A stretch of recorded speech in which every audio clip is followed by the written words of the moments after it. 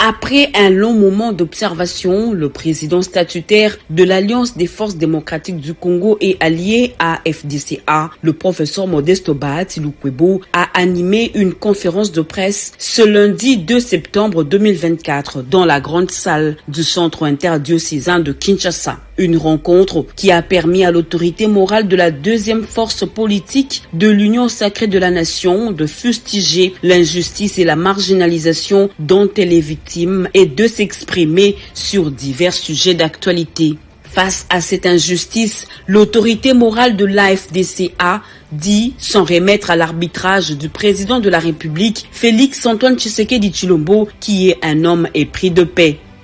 La multitude de déclarations de fédération m'a fait penser à un passage biblique qui évoque le salaire de l'ouvrier de la dernière heure.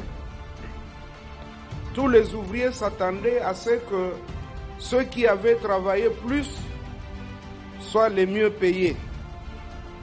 Mais Jésus avait agi autrement. Pourtant, il est l'incarnation de la justice. Nous savons aussi que le président de la République, son Excellence Félix-Antoine Tshisekedi Tshilombo, il est épris de paix et de justice. Lui seul connaît à quel moment il agira. Moi, je lui ai toujours fait confiance. Même s'il existe des laborantins de clichés, on vous colle des clichés. J'invite aussi mes camarades de l'AFDCA à lui faire confiance, car j'ai toujours dit qu'en politique, la patience est une vertu, même lorsque les gens se coalisent pour vous nuire, vous accuser faussement, parfois par paresse ou sur fond de jalousie et de haine. À propos du congrès réclamé par les fédérations de l'AFDCA pour redéfinir sa position au sein de l'Union sacrée de la nation, le président statutaire de l'AFDCA a mis fin au suspense en accédant à la demande générale d'un congrès extraordinaire réclamé par sa base. Nos élus, nos cadres et militants ont réclamé un congrès extraordinaire. Je ne peux m'opposer à la volonté de la grande base disséminée sur l'ensemble du territoire national et à l'étranger. Je comprends et je partage leur chagrin et leur douleur de voir les autres récolter là où ils n'ont pas sémé.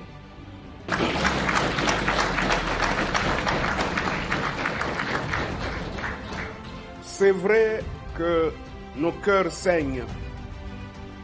Qui ignore les sacrifices qu'un chef de parti ou de regroupement endure pour gagner un seul siège de député, soit-il provincial ou national ou un sénateur. C'est pareil pour arracher un siège de conseiller municipal. Et que par la suite, ces efforts soient ignorés car collé au visage d'un personnage. Et que par la suite, ces efforts donc soient ignorés, je dis bien que la question, elle est biblique, elle est même spirituelle. C'est vrai que la haine et la jalousie sont aveugles. Mais par la prière, toute personne soucieuse de la cohésion au sein de l'Union sacrée de la nation ne pourra fermer les yeux sur le poids politique de l'AFDCA qui aligne après de rudes batailles électorales sur l'ensemble du pays 13 sénateurs, 40 députés nationaux, 77 députés provinciaux et 94 conseillers communaux, sans compter les sièges perdus à la CENI, à la Cour constitutionnelle et dans d'autres cours et tribunaux. En réponse à cette demande générale d'un congrès extraordinaire, je voudrais rassurer mes camarades qu'une commission préparatoire sera mise sur pied pour définir les termes de référence, l'organisation, le budget et la date du dit congrès. Abordant l'épineuse question de la guerre à l'est du pays, Modeste Bahati a réitéré le soutien de la FDCA à Félix-Antoine Tshisekedi Tshilombo dans ses efforts visant à ramener la paix dans cette partie de la République démocratique du Congo. L'Alliance des forces démocratiques du Congo et alliés se range derrière le chef de l'État, son Excellence Félix-Antoine Tshisekedi Tshilombo, pour ramener le plus rapidement possible la paix durable à l'Est et sur l'ensemble du territoire national. À cet effet, toute voie qui mènera à cette paix, elle est la bienvenue, qu'elle soit militaire, diplomatique ou économique. Tant qu'elle épargnera des vies humaines, qu'elle mettra fin aux déplacés de guerre, aux violences de toute nature, à la violation massive des droits humains, au pillage de nos ressources naturelles, cette voie-là bénéficiera de notre soutien. Cette conférence de presse a aussi été l'occasion pour le regroupement politique cher à Modeste Bahati de donner sa position sur le dialogue proposé par un leader de l'opposition au nom de la cohésion nationale. Ma réponse est dans ma note introductive. J'ai été clair. J'ai dit que toute voie qui peut nous amener à la paix, elle est la bienvenue.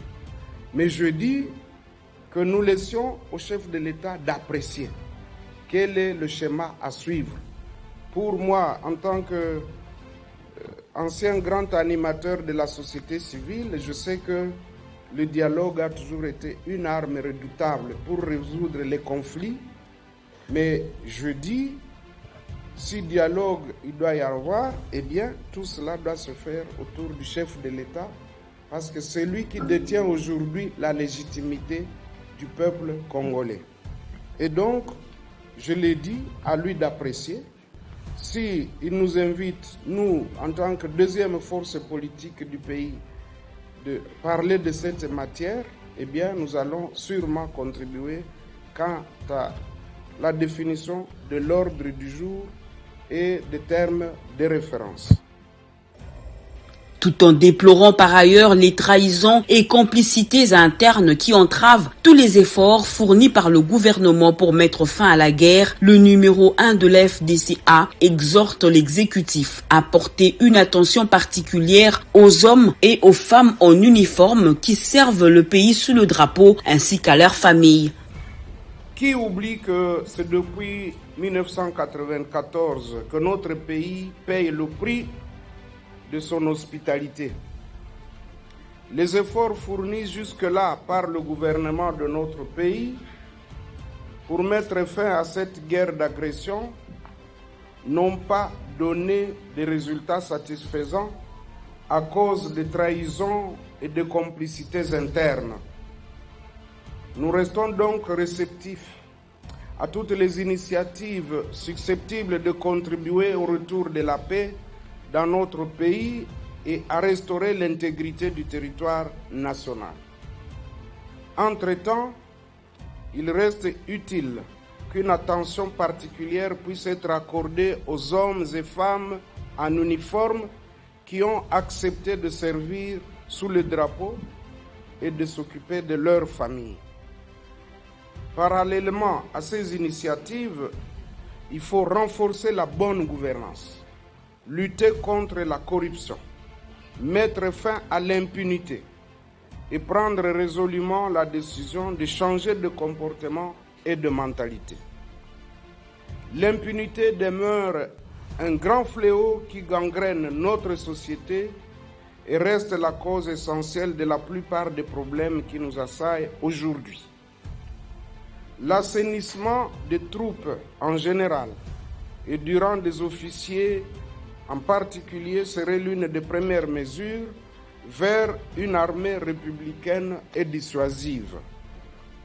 Élu député national et sénateur du Sud Kivu, il s'est également exprimé sur ses vacances parlementaires, notamment sur les différentes actions menées dans sa province. C'est le travail qui parle à notre place. C'est vrai, il y en a qui ont suivi quelques images lors de mon récent passage lors des vacances parlementaires au sud du Kivu. Ils ont vu la Cité de la Science, ils ont vu la Fondation Modeste Bahati Lukwebo avec un très grand hôpital que nous construisons, une grande université, une grande école technique professionnelle et des maisons des cadres, maisons des professeurs et maisons des médecins. Mais je dois insister beaucoup plus sur l'école professionnelle parce que j'estimais que beaucoup de jeunes gens qui n'ont pas eu la chance d'aller à l'université, ils peuvent être utiles à la nation en leur apprenant des métiers, qui plombier, qui carreleur, qui électricien. Et nous avons donc pensé que c'est là une façon de contribuer à la lutte contre le chômage. Mais nos actions ne sont pas seulement au sud du Kivu. Ceux qui connaissent nos réalisations ici en PT, dans le territoire de Songololo au Congo central, ils savent que nous avons une grande activité agro-industrielle où nous produisons de la tomate, des oignons, des choux, ainsi de suite. À Lukala, plus près ici, nous avons expérimenté pour la première fois la pomme de terre et ça donne très bien parce que beaucoup de gens croyaient que la pomme de terre ne pouvait venir que de l'est du pays du Kivu ou par occasion un peu vers Mbanzangungu parce que c'est sur la montagne. Mais à Lukala, nous sommes en train de produire la pomme de terre et que nous transformons en Mbanzangungu, en frites, que nous livrons dans les restaurants et dans certains internats. Et donc, nos activités ici à Kinshasa, si vous allez à Kinkole, vous allez voir que nous sommes en train d'expérimenter les serres agricoles.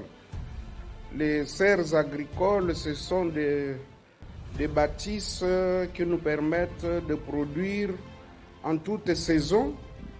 Pour ceux qui parlent anglais, c'est le greenhouse. Et donc, nos activités, en tout cas, elles sont diversifiées. Ce que vous avez vu, ce n'est qu'une partie. Mais le message, c'est lequel? Le message, c'est de demander aussi aux autres qui peuvent nous emboîter le pas de faire autant. Parce que si chaque acteur politique pouvait faire quelque chose, que ce soit chez lui ou ailleurs sur l'ensemble du territoire national, eh bien, vous verrez que rapidement, l'économie va être entre les mains des nationaux.